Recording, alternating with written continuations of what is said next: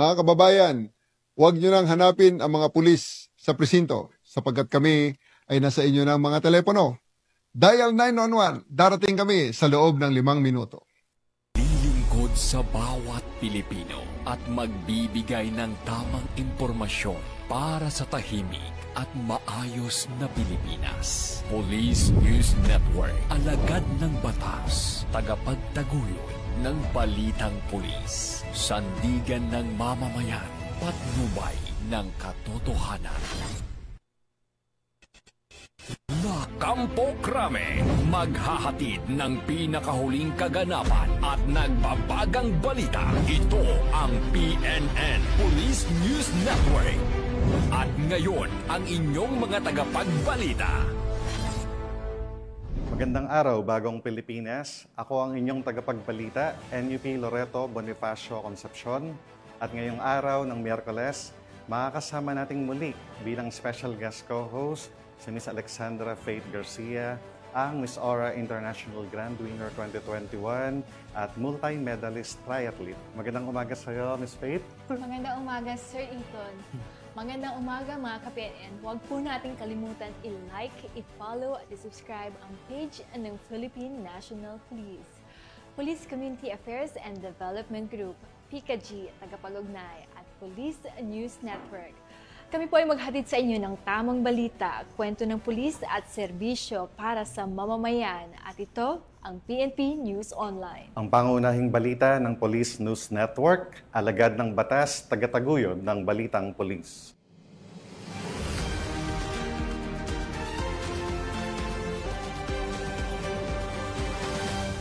Narito ang mga balitang dapat niyong abangan. Mahigit 700,000 pisong halaga ng tanim na marijuana pinuksa sa Kibungan, Benguet.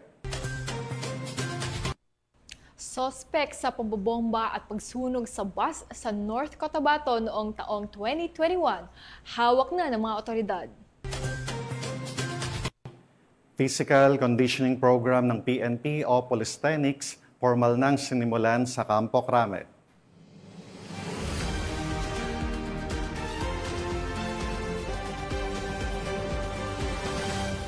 Narito ang mga balitang hatid ng ating PNN correspondents mula sa iba't ibang panig ng bansa.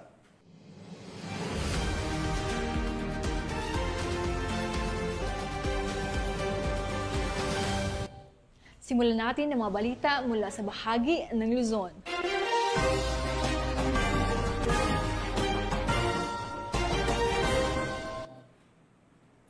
Formal na muling inilunsad ng Philippine National Police ang regular nitong physical conditioning program na tinaguriang Polystenics sa isang kick-off ceremony na isinagawa sa Transformation Oval Camp Brigadier General Rafael Crame.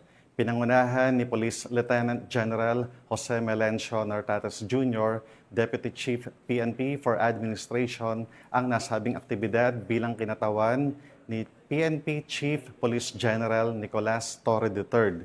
Sa kanyang talumpati, binigyang diin ni Police General Torre ang kahalagahan ng kalusugan at pisikal na kahandaan ng bawat pulis upang mas magampanan ang kanilang tungkulin ng buong husay at sigla. Simula ngayong araw tuwing Martes at Huwebes ay italaga lahat ng unit ng PNP ang oras para sa physical conditioning activities. Ang Polystenics ay bahagi ng mas malawak na wellness campaign ng organisasyon na layuning palakasin ang pisikal na kahandaan ng mga tauhan bilang pundasyon ng mas mahusay at maagap na serbisyo publiko. Dinaluhan ang aktibidad ng mga opisyal at kawani mula sa iba't ibang national support units at tanggapan ng NHQ na nagpapakita ng suporta sa advokasya ng isang mas malusog at matatag na pambansang pulisya. Binigyang linaw rin ng pamunuan ng PNP na walang sinumang pribadong individual ang inatasan o inaprubahan na mamuno o kumatawan sa anumang weight loss program ng organisasyon. Anumang balitang kumakalat na taliwas dito ay pawang walang katotohanan at hindi kinikilala ng pambansang pamunuan.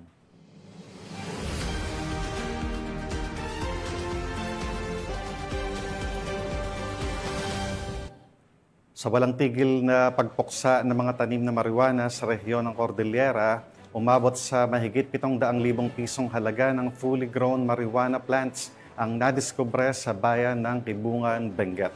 Agad naman itong sinira ng mga operatiba ng Benguet PNP sa kanilang isinagawang magkakahiwalay na operasyon sa naturang lugar. Narito ang report mula kay Patrolman Melba Langbis.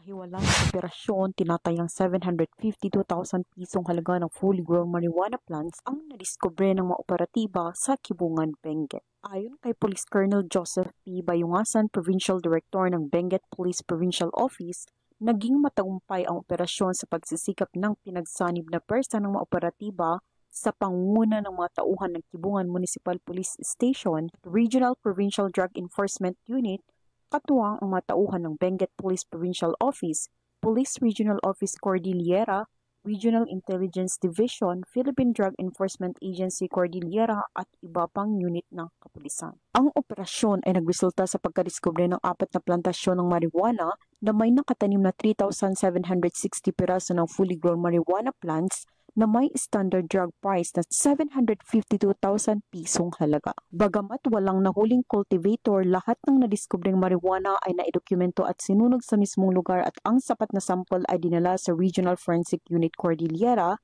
para sa qualitative test. Ang tagumpay na operasyon ay sumasalamin sa pagsisikap ng iba't ibang unit ng kapulisan sa pagpapatupad ng batas na alisin ang mga banta na nauunlay sa droga at isulong ang ligtas na kapaligiran para sa mas mapayapang bagong Pilipinas. Mula dito sa Rehiyon Cordillera, ako ang inyong PNN correspondent, Patrolwoman Melba Langbis, alagad ng batas, taga-taguyod ng balitang pulis. Maraming salamat, Patrolwoman Langbis. Samantala, walang takas ang isang construction worker sa ikinasang anti-illegal drug operation ng mga tauhan ng Pasig City PNP matapos itong mahuli sa paglabag sa Republic Act 9165 o ang Comprehensive Dangerous Drug Act of 2002. Tunghaya ng report ni Patrolwoman Ivy Corporal. Arestado ng mga operatiba ng Station Drug Enforcement Unit ng Pasig City Police Station ng isang lalaking sospek matapos mahulihan ng hinihinalang illegal na droga sa sinagawang operasyon ng Pasig City. Kinilala ang sospek na sa alias Omar, 36 anyos, binata, construction worker at residente ng Barangay Manggahan ng naturang lungsod. Naaaktuhan ang sospek na sangkot sa bentahan ng illegal na droga. Nakuha sa kanyang isang pirasong heat-sealed transparent plastic sachet na naglalaman ng hinihinalang shabu na may bigat na humigit kumulang 40 gramo. Dinala sa Station Drug Enforcement Unit ang sospek at ang mga nakuhang ebidensya para sa wastong dokumentasyon at pagsasampa ng kaukulang kaso para sa paglabag sa Republic Act 9165 o mas kilala bilang Comprehensive Dangerous Drug Act of 2002. Mula dito sa Metro Manila, ako po ang inyong PNN correspondent, Patrolwoman Ivy Corporal, alagad ng batas, taga-taguyod ng balitang pulis. Maraming salamat, Patrolman Corporal. Formal nang umupo si Police Brigadier General Ponce Rogelio Peñones Jr. bilang bagong Regional Director ng Police Regional Office 3 sa isinagawang turnover of command ceremony sa Camp Olivas, City of San Fernando, Pampanga. Yan ang balitang hatid ni Police Corporal Giselle Rivera. Buong pusong tinanggap ng kapulisan ng Gitnang Luzon ang bagong talagang Regional Director ng Police Regional Office 3 na si Police Brigadier General Ponce Rogelio Peñones Jr. Pinangunahan ni Police Lieutenant General Jose Melencio Nartates Jr., the Deputy Chief PNP for Administration, ang formal na turnover ceremony na isinagawa bilang simbolo ng maayos na pagpasa ng pamumuno sa rehiyon. Sa kanyang talumpati, ipinahayag ni Police Brigadier General Peñones ang kanyang hangaring ipagpatuloy at higit pang paigtingin ang mga inisyatiba tungo sa kaayusan at mahigpit na seguridad para sa kaligtasan ng mga mamamayan ng Gitnang Luzon. Samantala, taus-pusong pagkilala ang ipinagkaloob kay Police Brigadier General Jean S. Fajardo, outgoing Regional Director, bilang pagkilala sa kanyang di matatawarang dedikasyon at mahusay na pamumuno. Kabilang sa kanyang mga accomplishments ang matagumpay na pagpapanatili ng kaayusan at kapayapaan sa buong rehiyon, lalo na sa katatapos lamang ng mapayapang halalan. Matapos ang turnover ceremony ay sumabak agad ang bagong upong regional director na kung saan nagsagawa agad ng regional command conference upang alamin ang crime status at operational accomplishment ng bawat probinsya. Pinulong din nito ang mga provincial city directors, chief of police, regional staff at ang mga chief ng regional support unit. Patuloy ang Police Regional Office 3 sa pagtupad sa kanilang tungkulin para sa isang ligtas, payapa at maunlad na bagong Pilipinas. Mula dito sa Central Luzon, ang inyong PNN correspondent, Police Corporal Giselle V. Rivera, alagad ng batas, tagataguyod ng Balitang Pulis. Maraming salamat, Police Corporal Rivera. Agad na sinimula ni Police Brigadier General Dindo Reyes, ang bagong talagang Regional Director ng Police Regional Office 1, ang inspeksyon sa iba't ibang istasyon ng pulisya sa rehiyon bilang bahagi ng kanyang direktiba para sa mas maayos na pamamahala at pagpapaigting ng serbisyo publiko. Police Corporal J.R. Delmendo sa report. Ilang araw pa lamang ang nakakalipas mula nang maitalaga bilang bagong acting regional director ng Police Regional Office 1, si Police Brigadier General Dindo R. Reyes ay puspusan na ang kanyang isinasagawang command visit sa mga police station sa lalawigan ng La Union. Una na niyang pinuntahan ang San Fernando City Police Station na pinamumunuan ng kanilang officer in charge na si Police Lieutenant Colonel Rogelio B. Miedes. Kinausap ng masinsinan ni Police Brigadier General Reyes ang mga miyembro ng nasabing istasyon at binigyang diin ang mga direktiba ng Chief PNP na si Police General Nicolas D. Toro III na nakaangkla sa kanyang 3 core pillars: swift and responsive public service, unity and morale within the ranks, and accountability and modernization. Ininspeksyon din ng nasabing opisyal ang communication system ng San Fernando City Police Station, partikular ang kanilang mga radyo, at siya mismo ang sumubok sa mga ito upang masiguro ang functionality ng mga kagamitan. Nagtungo din si Police Brigadier General Reyes sa San Juan Municipal Police Station na pinamumunuan naman ni Police Major Reynante B. Organista, OIC. Sa kanyang pagbisita sa nasabing himpilan ng pulisya, ihinayag nito ang kahalagahan ng kanilang kahandaan sa pagbibigay ng serbisyo sa mga mamamayan, lalong-lalo na ang pagresponde sa anumang insidente. Ininspeksyon din ni Police Brigadier General Reyes ang kanilang mga radyo at iba pang kagamitan na kanilang kinakailangan sa araw-araw na trabaho. Nagtapos ang kanyang inspeksyon sa pagbibigay ng kanyang direktiba kung saan sinabi niya na ang pulis ng Ilocos Region ay dapat maaasahan, malalapitan at mapagkakatiwalaan. Mula dito sa Ilocos Region, ito ang inyong PNN correspondent, Police Corporal J.R. Delmendo, alagad ng batas, tagataguyod ng Balitang Pulis.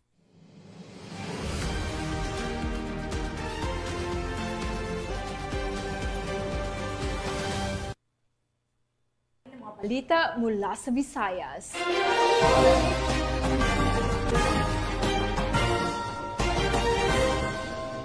Arestado ang isang street-level individual sa ikinasang anti-illegal drug operation ng Lapu-Lapu City Police bilang bahagi ng pinaigting na kampanya ng PNP laban sa illegal na droga.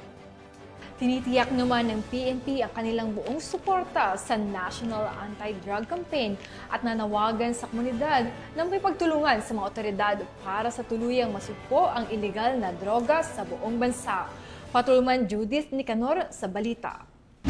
Sa kulungan ang bagsak ng isang street-level individual matapos makalaboso ng kapulisan ng Lapu-Lapu City sa isinagawang bypass operation sa Sitio Kawayanan, Barangay Gunob, Lapu-Lapu City, Cebu nito lamang Hunyo taong kasalukuyan. Kinilala ni Police Lieutenant Jomari Javier, hepe ng City Drug Enforcement Unit ng Lapu-Lapu City Police Office, ang street-level individual na suspect na si Alice Jimboy, 36 anyos na residente ng Sitio Tugas, Barangay Gunob, Lapu-Lapu City, Cebu. Ayon sa ulat ng pulisya, bandang alas 10:49 ng gabi na ikinasa ng mga otoridad ang operasyon na nagresulta sa pagka-aresto ng sospek at pagkakumpiska ng 5 pakete ng hinihinalang shabu na may timbang na 5 gramo at standard drug price na 68,000 pesos, isang pouch at bypass money. Kasalukuyang nasa kustudiya ng CDE-ULCPO ang sospek at maharap sa kasong paglabag sa Republic Act 9165 o Comprehensive Dangerous Drugs Act of 2002. Ang matagumpay na operasyon ay bunga ng pinagsanib puwersa ng City Intelligence Unit ng LCPO, Mobile Patrol Unit ng LCPO at Regional Intelligence Division 7. Ang ganitong accomplishment ay hindi lamang simpleng operasyon, kundi isang konkretong hakbang patungo sa mas ligtas, mas maayos na komunidad. Bilang pagtugon sa 3 pillars ni Chief PNP, ang swift and responsive public service na ininanais mapanatili ang kapayapaan sa ating komunidad. Ang Lapu-Lapu City PNP walang tigil sa pagsasagawa at pagpapaigting ng kampanya laban sa mga gumagamit at nagbebenta ng iligal na droga upang masiguro ang kaayusan sa kanilang nasasakupan. Mula dito sa Central Visayas, ako ang inyong Police News Network Correspondent, Patrolwoman Judith Nicanor, alagad ng batas, tagataguyod ng Balitang Pulis. Maraming salamat, Patrolwoman Nicanor. Bilang bahagi ng kanilang pagpapaigting ng Police Community Relations at pagbibigay suporta sa mga pamilyang pansamantalang naninirahan sa evacuation center, nagsagawa ang La Castellana Municipal Police Station ng isang gift-giving activity para sa mga kabataan sa Negros Occidental. Ang magandang balita mula kay Patrolwoman Charmaine Baloncet.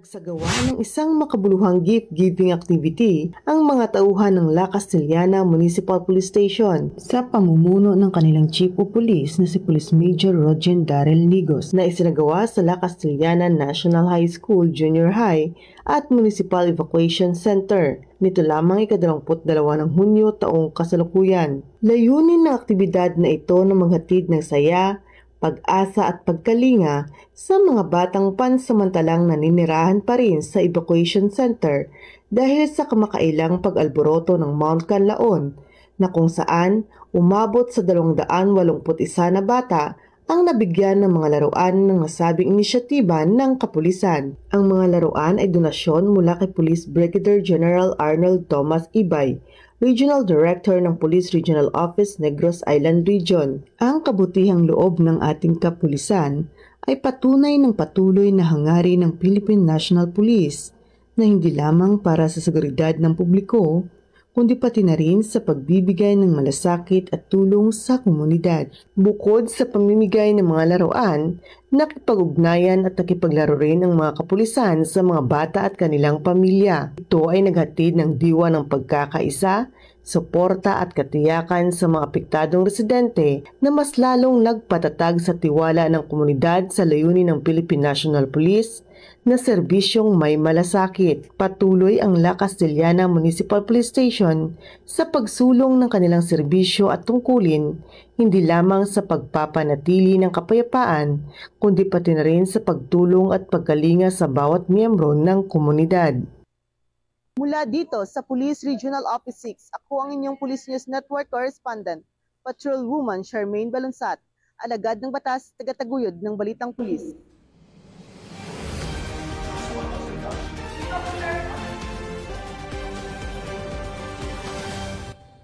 Narito naman ang mga balita mula sa bahagi ng Mindanao.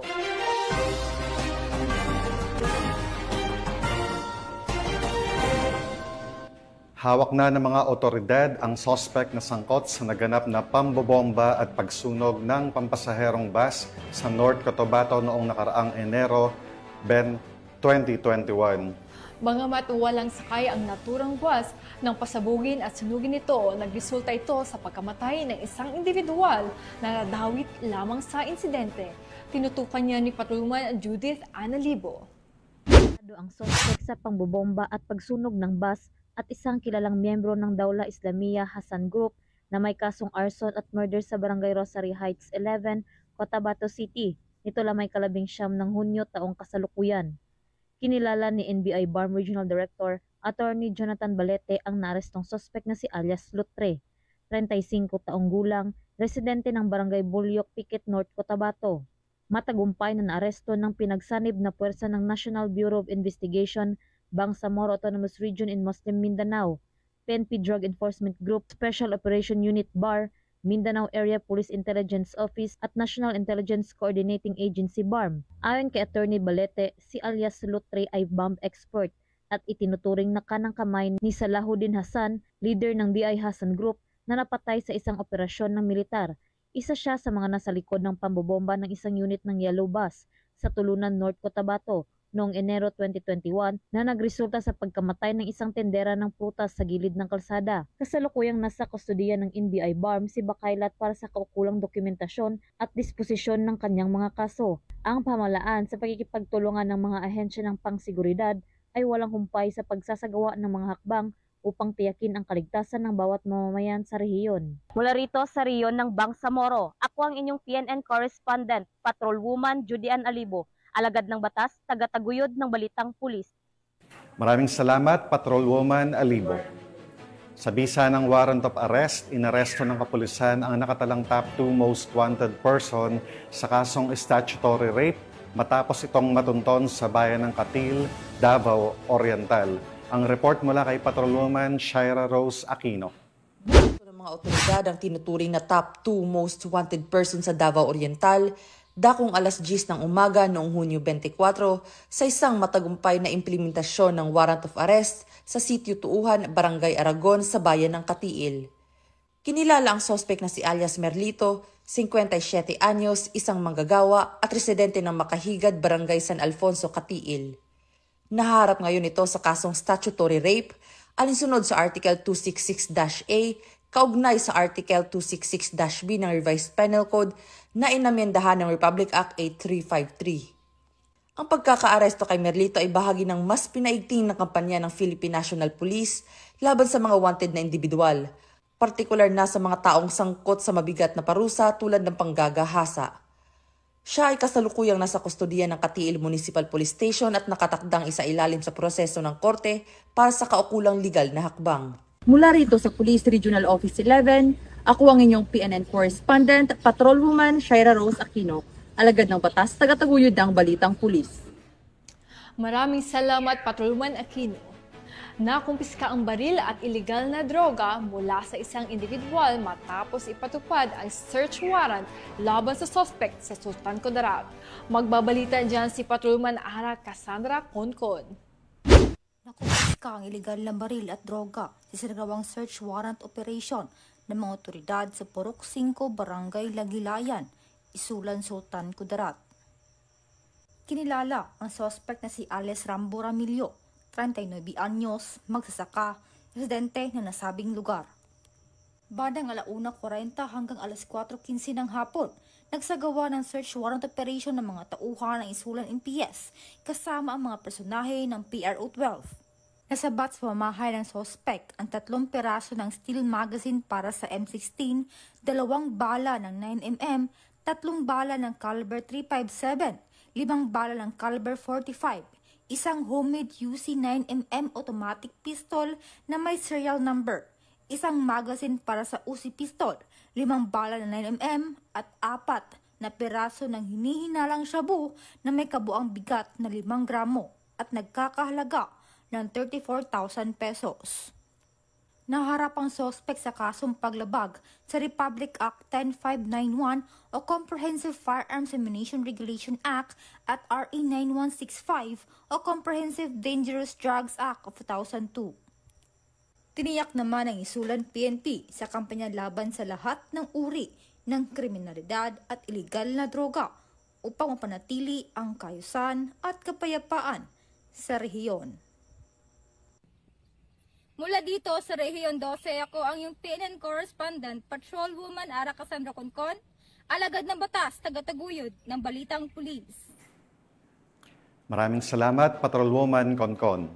At para sa huling balita, isang bagong tukoy na drug suspect ang naaresto ng mga otoridad sa isinagawang joint buy-bust operation sa Barangay Poblacion, Valencia City, Bukidnon. Nakibalita dyan si Patrolwoman Danessa Berdos.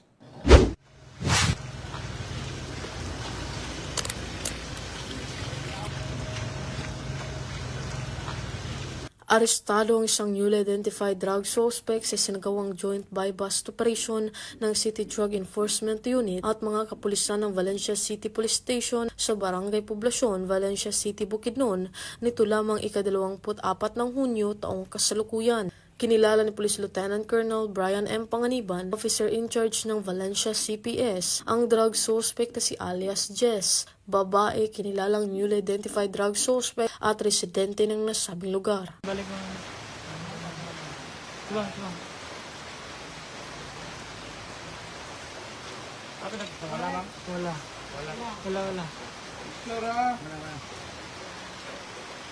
Second, isang joint buy-bust operation ay nagresulta sa pagkakakumpiska ng mga pakete ng hinihinalang shabu, isang cellphone, isang 500 peso bill na ginamit bilang buy-bust money at iba pang mga non-drug items. Ang suspect ay nahaharap sa kasong paglabag sa RA 9165 o Comprehensive Dangerous Drugs Act of 2002.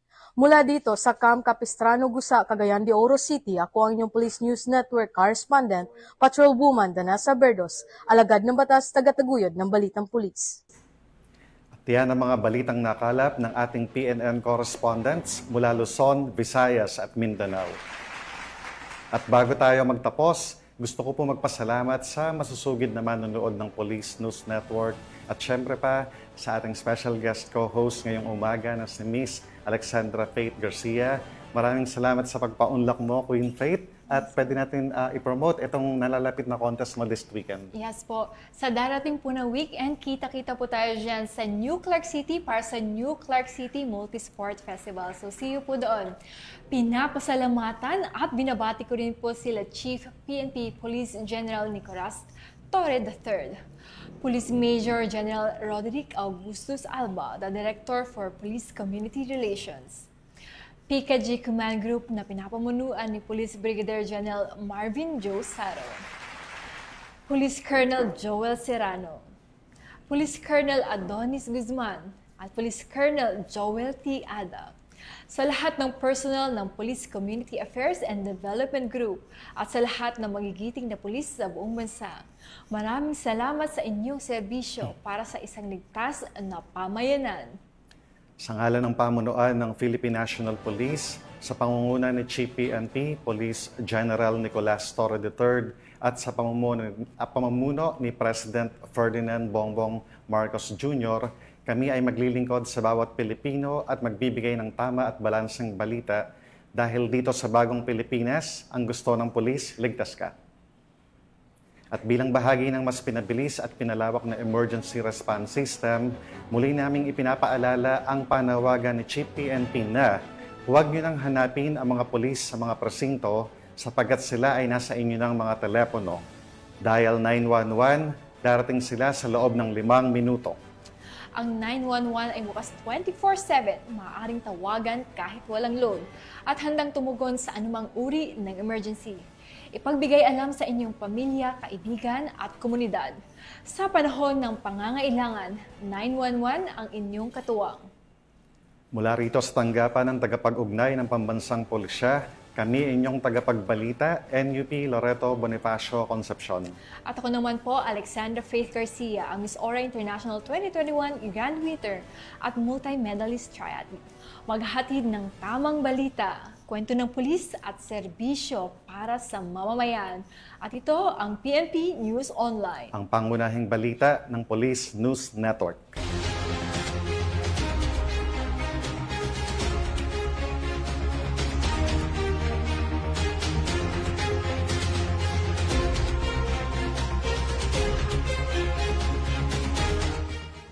Police News Network, alagad ng batas, tagapagtaguyod ng balitang pulis.